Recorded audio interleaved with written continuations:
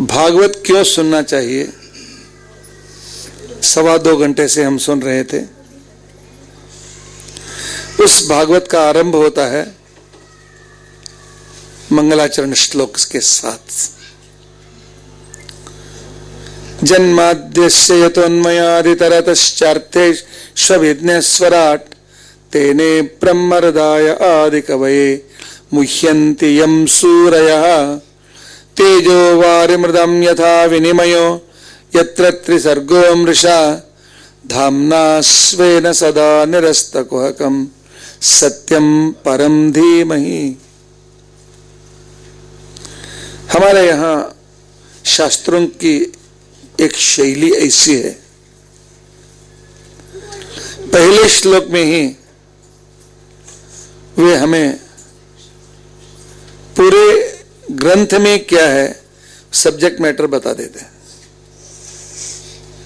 पूरे ग्रंथ में क्या है, पूरे भागवत में 12 स्कंद हैं और यहां 12 वाक्य हैं इस श्लोक में। जन्माद्यस्यतः अन्वयात् इतरतः अर्थेष्वभिज्ञः स्वराट् तेने ब्रह्महृदाय आदिकवये मुह्यन्ति यं सूरयः तेजो वारि मृदां यथा विनिमयो यत्र त्रिसर्गो मृषा धाम्ना स्वेन सदा निरस्तकुहकं सत्यं परं धीमहि। 12 सेंटेंस है। 12 सेंटेंस में यह एक विशिष्ट क्रम से है। आप भागवत में क्या करने वाले हैं? भगवान की कथा, भगवान की महिमा, भगवतः इदं भागवतम। इसमें भगवान की महिमा छोड़कर दूसरा विषय नहीं आता है, लेकिन भगवान ही सब कुछ है, इसलिए सब विषय इसमें आ जाता है। ठीक है, भगवान हम क्यों माने? भगवान को मानना ही चाहिए, कैसा क्या नियम है? तो इसके लिए उत्तर है जन्माद्यस्यतः। भगवान कहाँ है? भगवान दिखते नहीं, भगवान को कैसे मानने? तो इसके लिए भागवत उत्तर देता है इस संसार में रोज 8 काम चलते हैं प्रमुख रूप से। सृष्टि, प्रोडक्शन होता है आदमियों प्राणियों का। स्थिति, उनका संरक्षण होता है। लय, कुछ प्राणियों का विनाश होता है। नियमन, पूरे संसार का कंट्रोल भगवान कर रहा है। ज्ञान, ब्रेन दे करके हमको ज्ञान दे रहा है परमात्मा। अज्ञान, कुछ ऐसी बातें हैं भगवान हमको भूलने के लिए विवश कर देता है। भगवान अज्ञान भी देता है और भगवान संसार में हमें एकत्र करता है। आपको मालूम था आपकी लड़की किस गांव से आई है? अगले पहले जन्म में क्या थे? तुम्हारा संबंध क्या था? हमारे घर क्यों आई? मालूम था? उससे पहले आपने प्यार किया था? नहीं। जिस दिन वह उत्पन्न हो गए, वो कौन है मुझे मालूम नहीं, लेकिन उस दिन से हमने प्यार करना शुरू किया। ठीक है, आपकी कविता से फ्रेंडशिप पर और शादी होने से पहले उसके बारे में आपको मालूम था? नहीं, तब अपने घर में थी। उस समय तो उसको कभी बुखार आया तो आपको दुख हुआ था?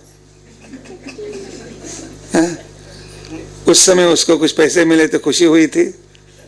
नहीं। जिस दिन आप लोगों के एंगेजमेंट हुआ, दूसरे दिन से शुरू हुआ कि आप कैसी हैं, आपको बुखार है तो जल्दी डॉक्टर को दिखाओ, ये करो वो करो।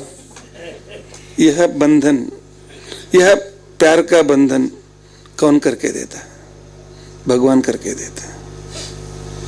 बच्चों पर प्यार करना भगवान देते हैं, अपने पति पर प्यार करना भगवान देते हैं। पिछले दिन कभी भी उसको क्या हुआ है, कुछ भी हुआ तो हमें कोई ऐतराज नहीं रहता है, लेकिन आज वो मेरी पत्नी होने वाला है या मेरा पति होने वाला है, तो उस दिन से प्यार शुरू हो जाती है। उस दिन से हम उनका योगक्षेम देखना शुरू करते हैं। यह इमोशनल शक्ति देने वाला भगवान है।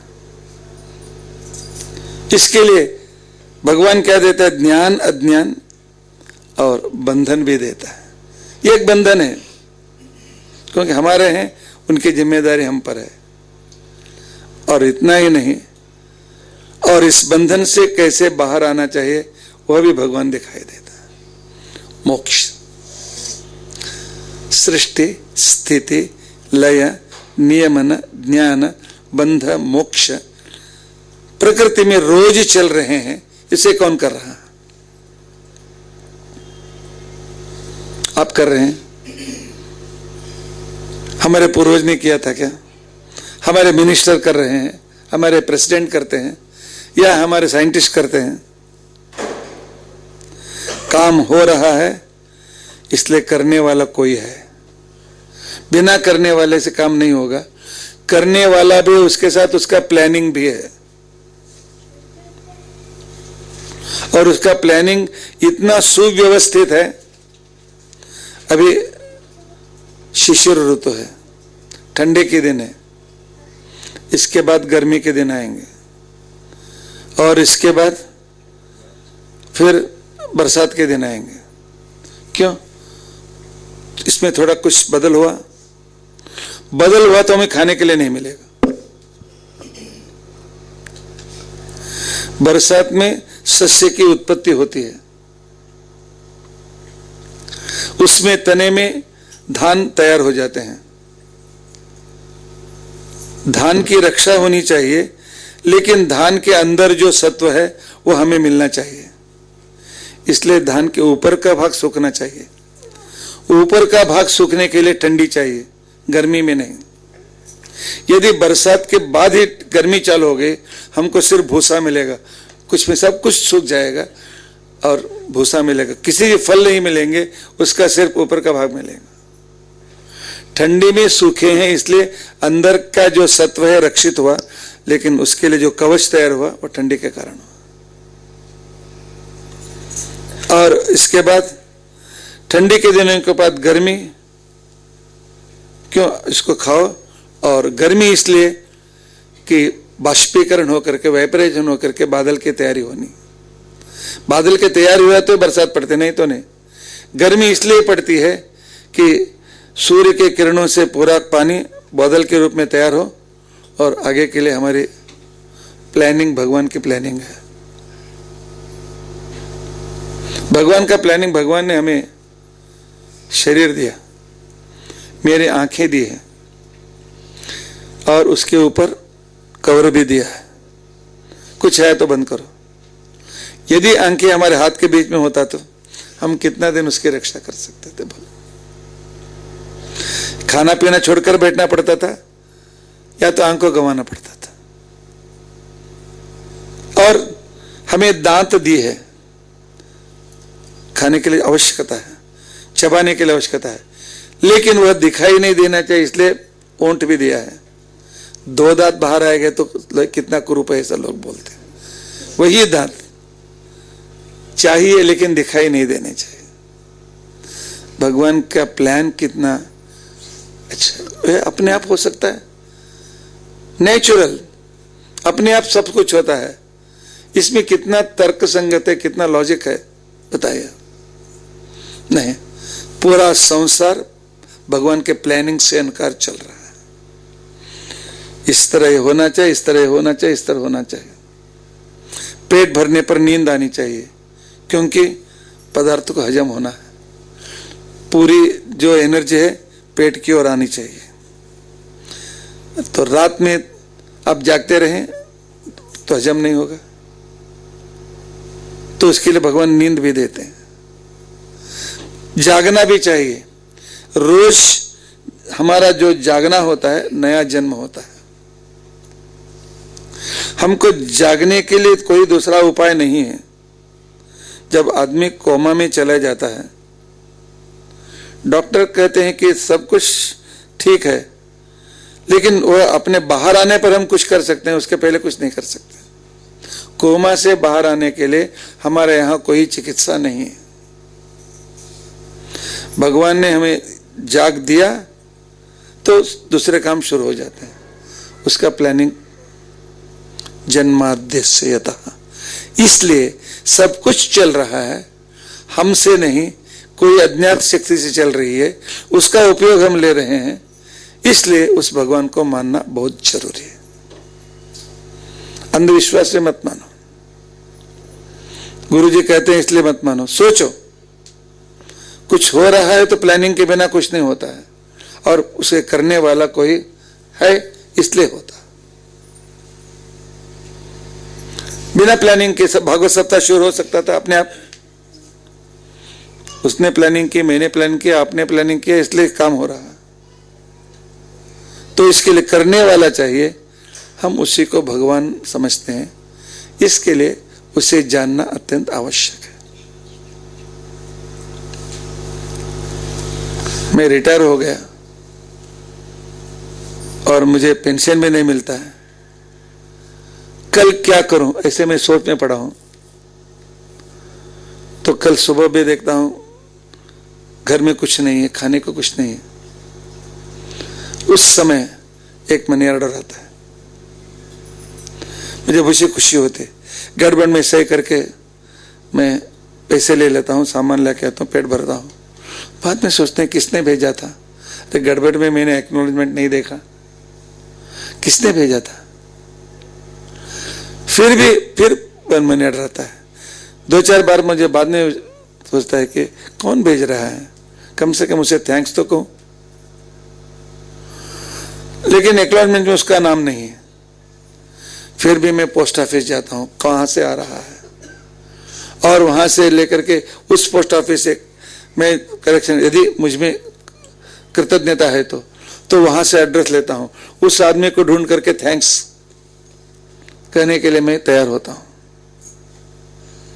सब कुछ देने वाले भगवान हमको सब कुछ दिया है, उस भगवान के बारे में जानने की कोशिश हम करते हैं? नहीं करते हैं तो हम मनुष्य नहीं, हम कृतज्ञ हैं।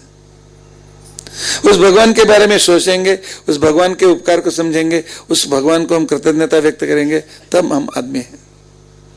इसलिए भगवान को जानना जरूरी है, जन्माद्यस्यतः।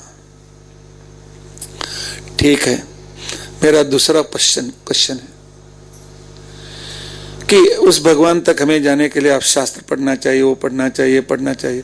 हमने किया, लेकिन भगवान तक पहुंचते ही उसका गवर्नमेंट चेंज हो गया। तो चौहान मिनिस्टर था, तो उसके पर पहुंचने के लिए मैंने रिश्वत दी, फाइल उसके टेबल तक गया। कल मेरे फाइल पर सिग्नेचर होना चाहिए था, रात में उसका गवर्नमेंट गिर गया। इस तरह भगवान तक पहुंचते पहुंचते वह भगवान का गवर्नमेंट गिर गया, दूसरा भगवान आ गया, तो हमारी गति क्या होगी? हम क्यों कोशिश करें? इसके लिए कहते हैं अन्वयात इतरतः, कि भगवान का गवर्नमेंट चेंज नहीं होता, क्योंकि चेंज करने वाला कोई चाहिए, उसके जगह पर आने वाला कोई है, तो या तो उसका समान होना चाहिए या उससे वह श्रेष्ठ होना चाहिए। उसको गवर्नमेंट को गिराने के लिए उस समान व्यक्ति चाहिए या उससे भी शक्तिवान आदमी चाहिए। भगवान के समान भी कोई नहीं है, भगवान से श्रेष्ठ भी कोई नहीं है। अन्वयात इतरतः, इतना ही नहीं, अन्वयात इतरतः। हम भगवान को ऐसे ही नहीं मानते हैं, लॉजिक से मानते हैं। हम लॉजिकल थिंकिंग करके मानते हैं। हमें मिल रहा है, कोई तो देने वाला है, देने वाला हमारे में कोई नहीं है, तो हमसे छोड़ करके दूसरा कोई है। लॉजिक से हम, अंधविश्वास हम नहीं मान रहे हैं। इसके लिए induction logic, deduction logic. Inductive logic से भी हम जानते हैं कि हमें कोई देने वाला है, इसलिए हमें मिल रहा है, इसलिए उसे मानना चाहिए। डिडक्टिव लॉजिक, हमें नहीं मिलता है तो देने वाला भी नहीं था, देने वाला है इसलिए मिलता है, डिडक्टिव लॉजिक। हम लॉजिक के अन्वयात इतरता, संस्कृत में अन्वयात, अन्वयानुमान इंडक्टिव लॉजिक, और व्यतिरेकानुमान डिडक्टिव लॉजिक। इसके लिए हम अन्वयानुमान व्यतिरेकानुमान से हमने भगवान को निश्चित किया। ठीक है, इस भगवान को जानने के लिए साधन क्या है? अन्वयादितरतः अर्थेष्वभिज्ञः, शास्त्र इसके लिए साधन है। ठीक है, भगवान को हमने मान लिया, शास्त्र ने कहा इसलिए मान लिया, लेकिन भगवान रहते हैं वैकुंठ में। मैं रहता हूं पूना के विश्रांतवाड़ी में, पाइन सोसाइटी में एक घर में रहता हूं। तो भगवान को मुझे क्या हो रहा है उसका क्या मालूम पड़ता है? कम्युनिकेशन क्या है? मुझे कठिनाई हो रही है उसे कैसे मालूम होता है? और वह मुझे हेल्प कर रहा है वो मुझे कैसे मालूम होता है? तो भगवान सामने आमने सामने हो तो ठीक है, लेकिन जो भगवान बहुत दूर है, हम उसका कोई कनेक्शन नहीं रह सकते हैं, तो उस भगवान से हमें क्या फायदा है? इसके लिए भगवान का तो भागवत का उत्तर है अर्थेश अभिज्ञः। हम अज्ञानी हैं लेकिन भगवान सर्वज्ञ है। भगवान को हम कहाँ हैं इतना नहीं, हमारे मन में रहकर हर एक सेकंड क्या हो रहा है वह जानता है। उसको बताने की जरूरत नहीं पड़ती है, उसको हर एक विषय मालूम होता है। ठीक है, हमको उदाहरण चाहिए। भगवान को मानने वाले कितने सुखी हो गए हैं। भगवान के मानने वाले को क्या मिलेगा? भागवत कहता है स्वराट, चौथा शब्द, कि भगवान को मानने वाले अपने आप में राजा बन जाते हैं। भगवान के मानने वाले कभी दुखी नहीं होते। भगवान के मानने वालों की जिंदगी में सभी कष्टों से आगे आने के लिए अवकाश मिलता है। ध्रुव को देखो, 5 साल का लड़का भगवान को प्राप्त किया। प्रहलाद को देखो, सब कठिनाइयों से जीवित रहा और भगवान को उसने पाया। ऐसे कितने उदाहरण हमको चाहिए। ठीक है, भगवान हमें स्वीकार करेगा, हम पर हमें उपदेश देगा, ज्ञान देगा, उसके लिए उदाहरण क्या है? तेने ब्रह्महृदाय आदि कवये मुह्यन्ते यम सूरया।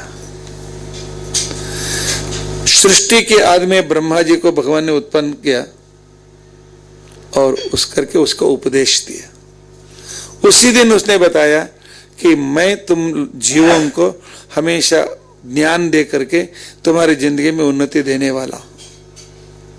इसलिए भगवान हमें ज्ञान देते हैं, अवकाश देते हैं और आगे बढ़ाने का चांस देते हैं। सुशीलेंद्र ने हरेक को भागवत सप्ताह की सूचना दी, लेकिन सब नहीं आए। जिनको ज्ञान देना था भगवान ने यहां पर भेजा, उनको प्रेरणा की, जाओ सुनो भागवत सुनो।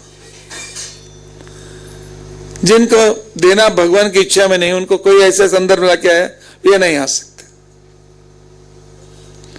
भगवान की इच्छा है भागवत मिलता है, नहीं तो घर के बाजू में भागवत चल रही है, जाने का मन नहीं होता है, क्योंकि भगवान की इच्छा नहीं। अनेक जन्म संसिद्धि ही ततो भागवतम लभेत। अनेक जन्मों का पुण्य हमारे पास है, तब भागवत सुनने का चांस मिलता है। चाह कर भी नहीं मिलता है, यदि उस तरह के भगवान की इच्छा नहीं है तो। ऐसे हम हजारों उदाहरण देखते हैं। कभी कभी ऐसा होता है, भागवत सप्ताह डिसाइड हो गया, सब तैयारी हो गई, उनको कहीं से सूतक आ गया, बंद हो गया। भगवान की इच्छा नहीं थी उनको सुनाने का। ऐसा भी होता। इसके लिए ज्ञान देने वाला भगवान है, उसकी इच्छा होती है वो देगा। अच्छा ठीक है, इतना होते हुए भी हमने भागवत सुना है, अनेक पुराण सुने हैं, आपने भी भागवत बहुत बार कहा है, इतना होते हुए भी हम भगवान से दूर क्यों रहते हैं? हमारे यहां सबके मन में है कि बुरा काम नहीं करना चाहिए, पुण्य का काम करना चाहिए, ज्ञान प्राप्त करना चाहिए, इच्छा है लेकिन काम नहीं हो रहा। क्यों? ऐसे बहुत लोगों की जिंदगी में है, उनको बहुत इंटरेस्ट है लेकिन चांस नहीं मिल रहा, वो इंप्लीमेंटेशन नहीं हो रहा है। क्यों? इसलिए भगवान कहते हैं कि मैंने उन लोगों की परीक्षा के लिए इतनी चीजें मैंने संसार में रख दिया है, वे सभी उस ओर आकर्षित होते हैं, मेरी ओर आकर्षित नहीं। भगवान ने हमें सेंस ऑर्गन्स दिया, ज्ञानेंद्रिय दिए, आंख दी, कान दिया, नाक दे, लेकिन हम इन इंद्रियों से कभी भगवान को देखने की अपनी कोशिश की? भगवान बहुत दूर नहीं है, अंदर ही बैठा हुआ है। कभी अंदर रहने वाले भगवान को देखने की हमने कोशिश की? उस भगवान की ध्वनि सुनने की कोशिश हमने की? भगवान के गले में जो माला है उसका सुगंध नाक से लेने का हमने कभी विचार किया? और हमारे रहने वाले उस भगवान का आलिंगन करके उस आलिंगन का सुख प्राप्त करने के हमने कोई भी विचार किया? और कभी उस भगवान के भजन करने के लिए हमारे जिह्वा को अंतर्मुखी हमने कभी किया? भगवान ने हमारे इंद्रियों को बाहर की ओर दिया है, बाहर की ओर दिया है, लेकिन उसको अंदर ले आने के लिए कोशिश करो। मैं स्पून फीडर नहीं हूं, कोशिश करके बाहर के दृश्य को बंद करो, अंदर देखने की कोशिश करो। कठोपनिषद में यह वचन आता है, परांचिखा निव्यतृणात् स्वयंभू तस्मात् पराक पश्यते नान्तरात्मन। हमारे इंद्रियों को भगवान में बाहर की चीजों की ओर प्रेरित किया। हमारी परीक्षा ले रहे हैं, देखूंगा। उसके लिए एक छोटी सी कहानी। एक राज्य था, राजा बूढ़ा हो गया और उसने सोचा मुझे तो लड़के नहीं है, कोई उत्तराधिकारी ढूंढना है। उसने राज्य में एक ढिंडोरा पिटवाया। ढिंडोरा पिटवा करके उसने कहा कि मैं अपने उत्तराधिकारी प्रजाओं में किसी एक को चुनना चाहता हूं, लेकिन एक छोटी सी परीक्षा। गांव के बाहर बहुत बड़ा ग्राउंड है, उस ग्राउंड में एक एग्जीबिशन में रखूंगा। एग्जीबिशन में स्टॉल होंगे, अनेक स्टॉल होंगे, किसी एक स्टॉल में मैं बैठ रहा हूं। जो सबसे पहले मेरे पास आएगा मैं उसको राज्य दे दूंगा। प्रजाओं को लगे तो बड़ी परीक्षा नहीं है, 10-20 स्टॉल में जल्दी राजा को हम ढूंढ सकते हैं, राजा बन सकते हैं। लेकिन राजा का जो सबसे पहले आएगा उसको मैं मेरा उत्तराधिकारी चुनूंगा। सब लोग भाग करके एग्जीबिशन ग्राउंड को चले गए, मैं राजा बनूंगा, मैं राजा बनूंगा। जाते ही वहां क्या था, अंदर जाते ही दो बड़े फिल्म के पर्दे लगे हुए थे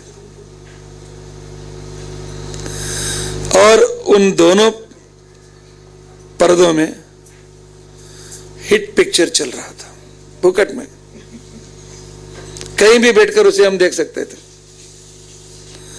तो उसमें बहुत लोगों ने कहा ये सिनेमा फिर बाद में कभी मिलेगा, थोड़ा समय देख करके बाद में जाएंगे। कितना 10-20 स्टॉल हैं, राजा मिल ही जाएगा, कहां जाएगा राजा।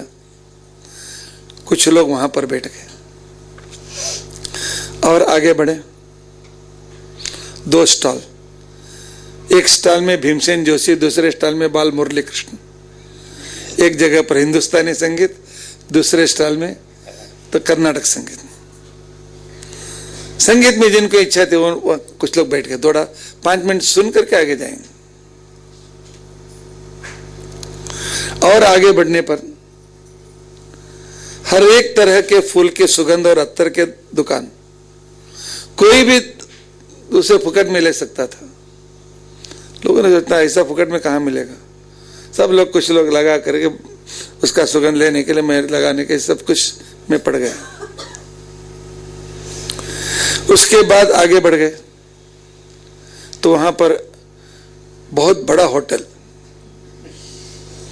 वहां पर कलकत्ता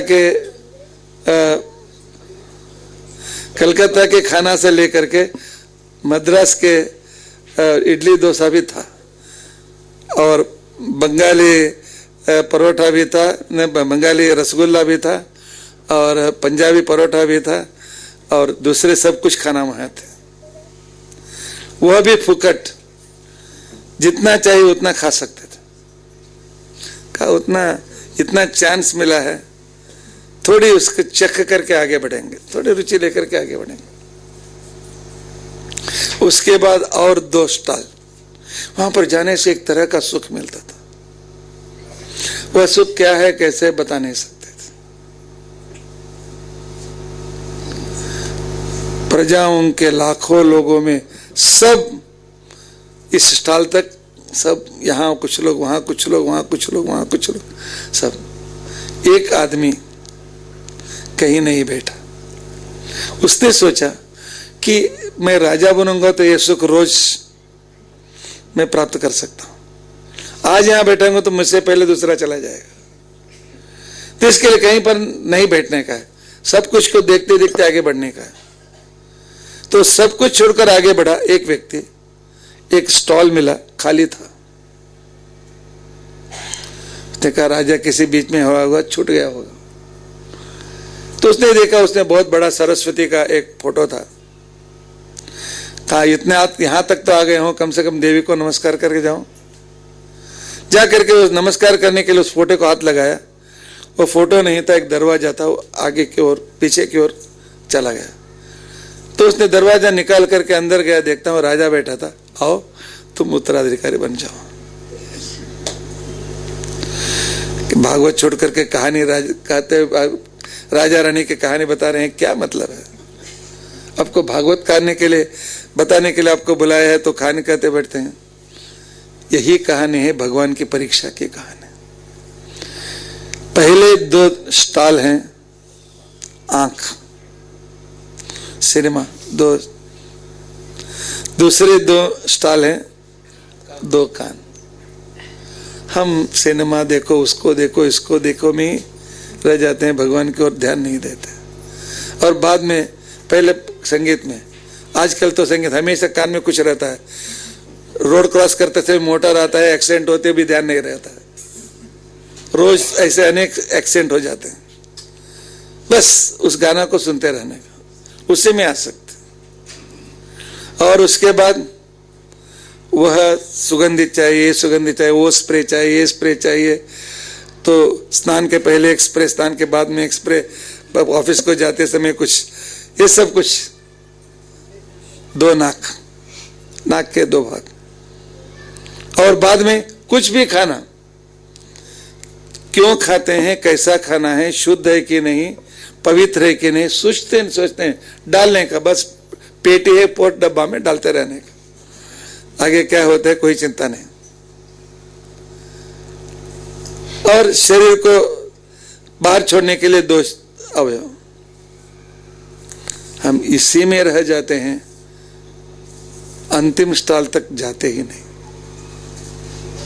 ये हमारी कहानी क्यों है, हमारे शास्त्रों में है, बार बार कहानी याद रहते हैं, उसके साथ उसका तत्वज्ञान भी याद रहता है। तो इसके लिए भगवान हमारी परीक्षा के लिए हमारी इंद्रियां दी हैं, लेकिन भगवान सोचता है कि इन इंद्रियों का वह मेरे लिए कोशिश करेगा या अपने लिए करेगा। जो अपने लिए करेगा भगवान उससे दूर हो जाएंगे। मुह्यन्ते यम सूरयः, छठवां वाक्य। सब कुछ होते हुए भी, सब कुछ मालूम होते हुए भी हम मोह में पड़ करके भगवान से दूर रहते हैं। ठीक है, भगवान हम पर करके क्या करते हैं बताओ? तेजो वारि मृदाम यथा विनिमयो यत्र त्रिसर्गो मृषा। भगवान हमें सिखाने के लिए वह अवतार लेकर हमारे बीच में आ जाता है। मत्स्य कूर्म वराह नारसिंह वामन भार्गव 28 अवतार हैं। और विश्वम विष्णु षटकार आदि 1000 अवतार उसने लिया है। अजित आदि अनंत अवतार लेकर के हमें सिखाने के लिए उसको कोई जरूरत नहीं है।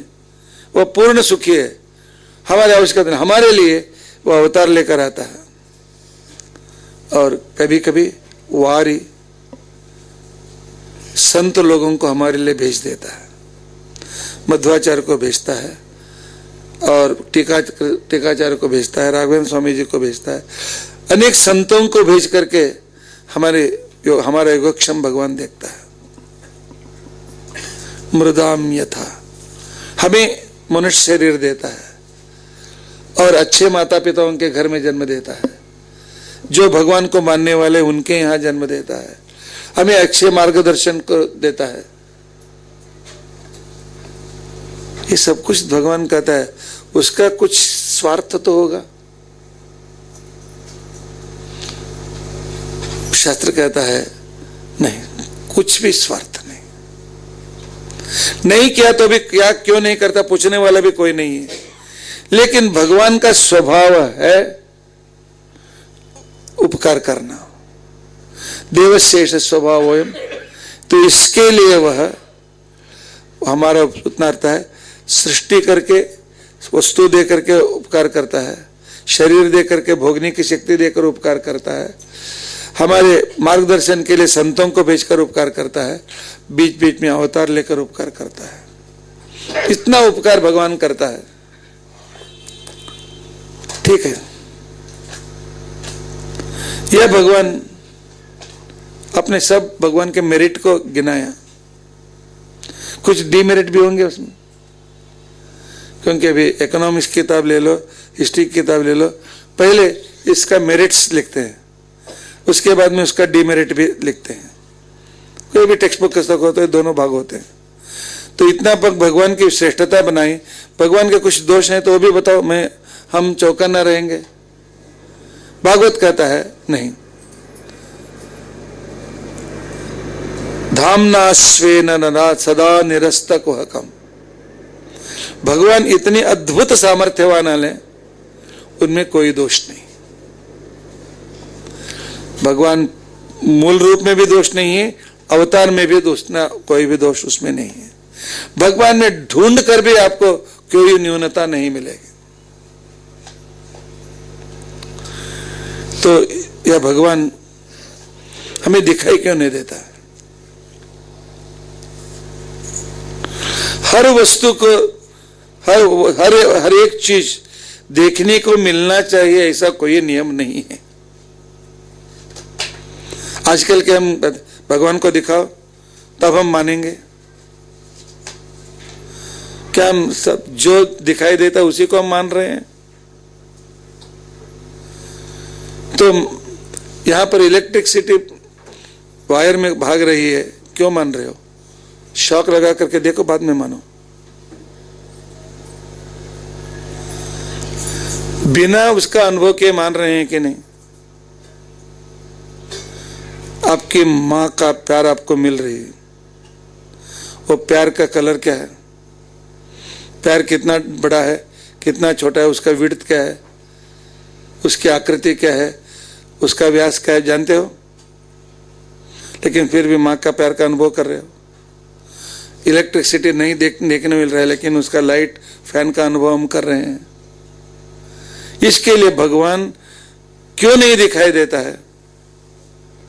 क्योंकि वह सत्य है। सत्यत सत्य, वह आनंद स्वरूप है, और ज्ञान स्वरूप है। आनंद और ज्ञान इन आंखों से दिखाई नहीं देते। ज्ञान बुद्धि से के अनुभव में आता है और आनंद मन से प्राप्त होता है। मैं कहता हूं कि इस ब्लड में क्या क्या है, बहुत अनेक है, दिखाओ। हम बोलते हैं चलो लैब को, तुम्हारे लहू निकाल करके वो दूरबीन के नीचे रख करके आपको दिखाते हैं, यही दिखाओ, नहीं होता। हर एक को हम सामने ही नहीं दिखाए, उसके लिए कोशिश करनी पड़ती है। इसके लिए भगवान साम को देखने के लिए भी हमें कोशिश करनी पड़ती। इतना ही नहीं, परम सर्वश्रेष्ठ है, सत्यम परम, 11वां वाक्य।